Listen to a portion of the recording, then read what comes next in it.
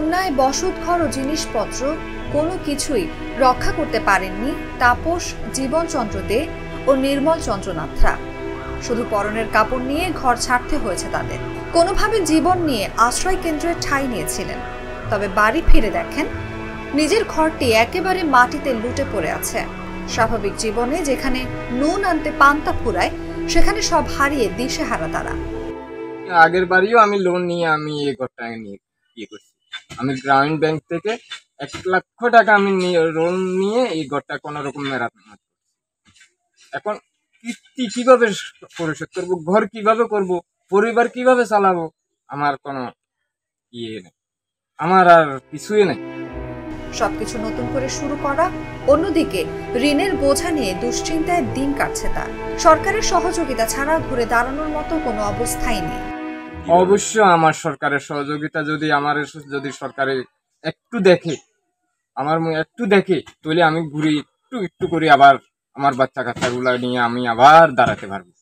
না হলে আমার আর কিছু করার নেই। জীবনের অর্ধেক সময় পার করলেও এমন পরিস্থিতির মুখোমুখি হননি কখনো।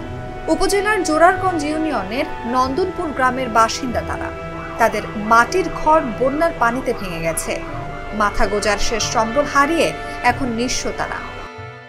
ওই ঘর মানে এরকম সাইটওয়ালারই, ও সাইটওয়ালার দিকে ও ফাঁকা হয় না, ওই এদি গেটের দিকে ঢুকছে আর বালু হানি যে দূর খাইছে তক্তা মক্তা দিয়ে আনিয়ে তখন আনা যাই না বাবা, রানা বাবা কষ্ট বাবা, ছোট্ট একখান বলো করে চুল একখান বইলিস। মিরসরাই উপজেলা নির্বাহী কর্মকর্তা ও উপজেলা প্রশাসক মাহফুজা জেরিন জানান, বন্যায় ঘরবাড়ি ভেঙে যাওয়া ক্ষতিগ্রস্তদের তালিকা প্রস্তুত হচ্ছে।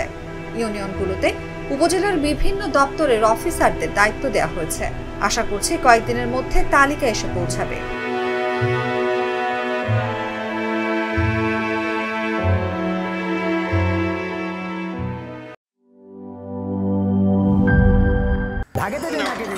বলছিলাম না সস্তা তিন অবস্থা, এবার বুঝো ঠাও।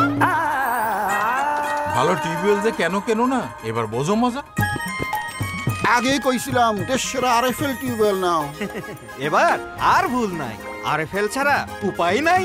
অল্প চাপে বেশি পানির জন্য আরএফএল।